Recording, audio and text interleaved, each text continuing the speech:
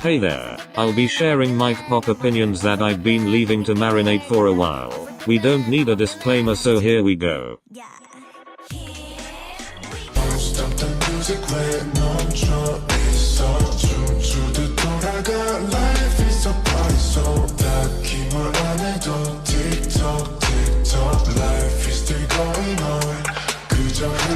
One. I don't like it when groups release too much pre-debut content. I like to be surprised, so I feel like if a group is releasing too much content before their actual debut, it will make me lose interest. It would be nice for me if their skills were a surprise. I like a simple teaser photo and debut. Unless you are a survival show group, this doesn't really apply to you since I need to know your skills to vote for you, but honestly I like debuts being a nice surprise. 2. Pop stans complain about boy groups not doing fresh concepts but pay no attention to the ones that actually do them. I saw a tweet basically saying that a certain boy group song should have gone to a girl group because it was a refreshing song. Like, how can you complain about concepts in K-pop to that point? If you really hate hardcore concepts, trust me, there will be some nugu groups out there with sounds you would appreciate. I feel like the stigma around boy groups doing dark concepts is tired because dark concepts sell. We all like a cute boy concept, but how many people actually look for those after complaining that boy groups sound the same? Exactly. And maybe if y'all really wanted a change, you would hurt these groups' cash flow. Stop engaging with the comeback if you hate the sound so much. But I guess everyone is free to have their own opinion on concepts. 3. The newjeans success cannot be replicated. I find it funny when someone says X is going to be the next newjeans or blah blah blah. The newjeans debut formula worked wonders for them, and I don't even think Adore was expecting their immediate success. Even Minji was surprised to see people noticed her around on like the day after their debut. That's how successful they were. Adore played all their cards right. They debuted them at a perfect time when summer was starting. They introduced new sounds in the K-pop scheme, and best of all, they did not release any pre-debut content. They just dropped the video like that, and the hide privilege on top of that added to the mix. Tell me that's not smart. Newjeans will never fall off in my opinion, and I don't think what their debut brought can be replicated by other boy or girl groups. Of course there will be groups with similar styles and achievements as them, but Newjeans are their own brand. And that's coming from a regular listener of theirs. 4. People are only saying Cupid is overrated because it went viral. It honestly makes me laugh. Because it's K-pop stans that made this song trend are also the ones now saying they think it's overrated. Maybe if you didn't overplay the song. Let's all admit that Cupid is a good song and is 50/50's most known track, so people are going to their discography and seeing songs they like more than Cupid and are now calling the song overrated. Tell Me is a great song and it may even be better than Cupid, but just because Cupid is so popular it suddenly makes it a bad song. Like, how does that work?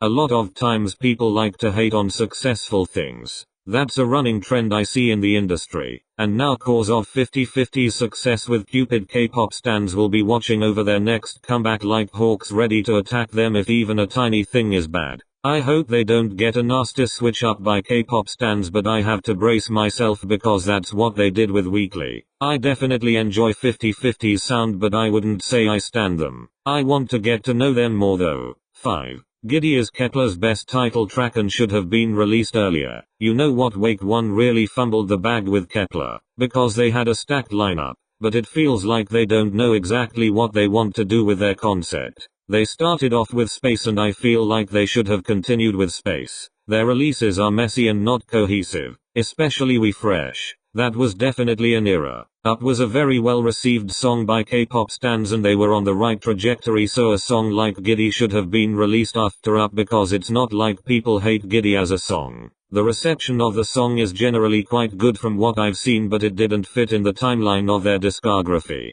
They've still got like a year left, so let's see what haechan will do for them and how they will manage Zero Base 1 and Kepler simultaneously. 6. I cannot stan a group who are boring performers. Like, please do something with your face. I don't care if it's a dark concept, like please give me a little something even if it's just a wink. I have to feel engaged when watching a stage, so if I'm getting nothing from you from that stage I will not be tuning in. The best part of performances is when you can tell the idol genuinely likes performing. I'll take over exaggerated facial expressions over no facial expression any day. Please engage me. To be successful you don't only need good music but you must have charisma as well. 7. After situations like Garam you would think K-pop stans would learn to not talk until they hear the full story but they don't. You know, whenever I see things online, whether it be an idol getting attacked or people mass hating on a group or song, I just close my mouth until it dies down and I hear the full story. It's kind of like how K-pop stans can shit on a song when it comes out and love it days later. I close my mouth so I won't feel stupid after I say something wrong. 8.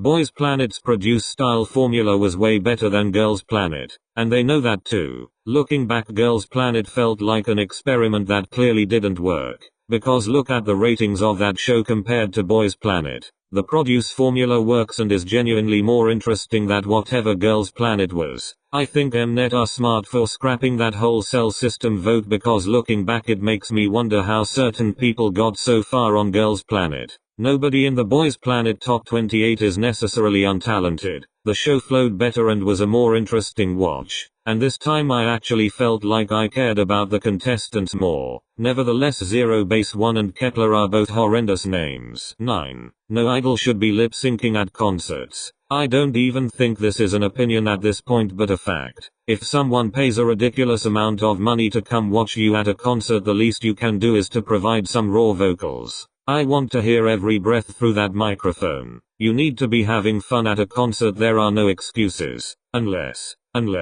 you are physically unable to sing that day. But I feel like lip syncing a concert removes the main point of one. 10. I don't think the general public is liking nmixxes mix pop as much as JYP thought they would. You know what, I don't blame JYP because they needed to stand out in the midst of all the debuts. But we saw the reactions of people when 0.0 was released. Their last comeback felt a bit quiet to me as well. Maybe I'm not looking in the right places, and I don't even think Jinny not leaving would have really made a difference. Mix pop isn't the trending sound right now, and it's like JYP doesn't know what creative aspects he is taking with his groups, as all their releases have felt a bit flat. Nevertheless, I wish nmixxes all the best and I will be tuning into their next comeback, but from my side it just didn't feel like the public was resonating with the sound a lot. 11. Blackpink's solos were mid. It felt like they only released them because YG didn't want to come back. It's like they're just releasing for the sake of it.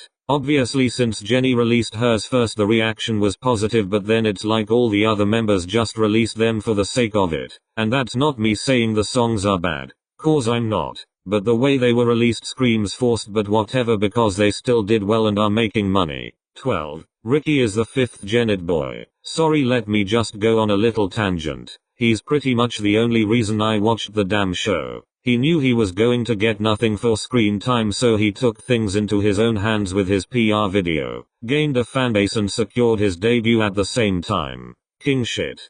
No matter what.